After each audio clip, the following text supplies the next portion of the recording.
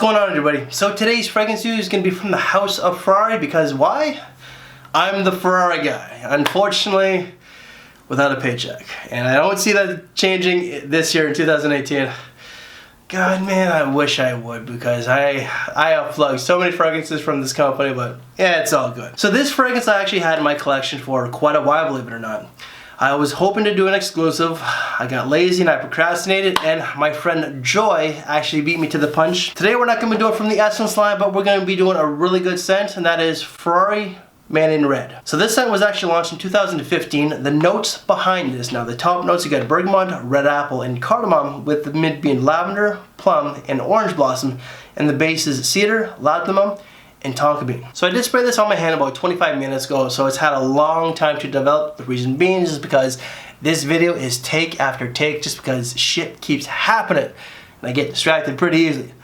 But this fragrance does come across as very fruity. The three most prominent notes that I get are the apple and the plum, which they're not clashing, they're not trying to overpower one another, they're blended pretty nicely, but I also get quite a bit of lavender. And then towards the dry down, some of that cardamom does come into play, but it's not very strong. So on my skin, I have to kind of pay attention for it and really look for it, but it is there. It is a nice fragrance, and then towards the base, that's when the tonka bean and the cedar come into play, but the fruity notes are still there. They take more of a back seat, while the tonka bean and the cedar are the main notes. The fragrance is sweet, it is very fruity, it's aromatic. It does come across more of a, it's a fun type of fragrance for me, I find. It's more of a fun, flirty, playful type of scent. It comes across more of a nighttime type of vibe on my skin. I find that this would be more of a night out type of scent, whether it's date, casual night, club, whatever. But I also think that you can wear this for school.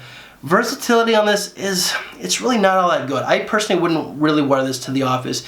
If you work in my kind of industry where you're kind of working by yourself, you know, I do work with the general public, but I drive a bus, so I'm not really in an office.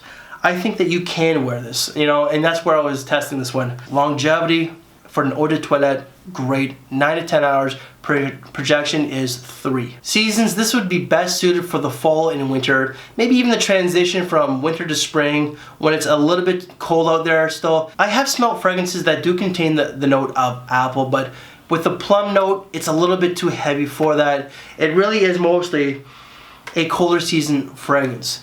The bottle on this is actually really nice. I find that the bottle is different. This is the atomizer, so you have Ferrari up there. And I do like that you have this silver metallic type of top. But on, like with my bottle, and I originally thought it was just mine until I saw Joy's video, the atomizer on mine is not great, the distribution. And before, it just used to come out as like a squirt gun type of thing. So right now, it's not bad, but if the camera's picking that up, the atomizer on my bottle is really not working all that great, but with Joy's video, the atomizer was working perfectly. Retail price on this would go for about $90 to $105 Canadian at the Hudson's Bay Company, but I have seen this on FragranceNet for between 30 and 40 bucks. So the wifey does like this one, but she doesn't love it. She thought it was fruity, sweet, a little bit too loud, a little bit too bold, however, but also a little bit too youthful, and I would kind of have to agree with her on this one. To me, this scent does come across more of a younger man's type of vibe. I do like the fragrance, but I don't love it. I find like the fruity notes to me, and just like, and from spraying right now, it kind of reminds me of, what is it, Fruit Loops. It's just coming to me right now, you know. I'm not making this up. It kind of does remind me of the cereal Fruit Loops. I'm really digging this right now. But the scent does come across as a little bit more of a younger man. An older guy can wear what you like, but where I'm at in life, it's probably not a scent that I really wish to keep in my collection. So what I'm probably going to do with this one is that when I go to Atlanta next month, I'm probably going to mail it to my good friend, or my bitch Cubano, Cuba. You know you like the plums. I'm not spraying my plums with this boy. Definitely not. But guys, it is a good scent. You know, I like it. I don't love it. It's just for a younger guy. And if I'm going to give it a rating out of 5, this is more of a 3.5. A 7 out of 10.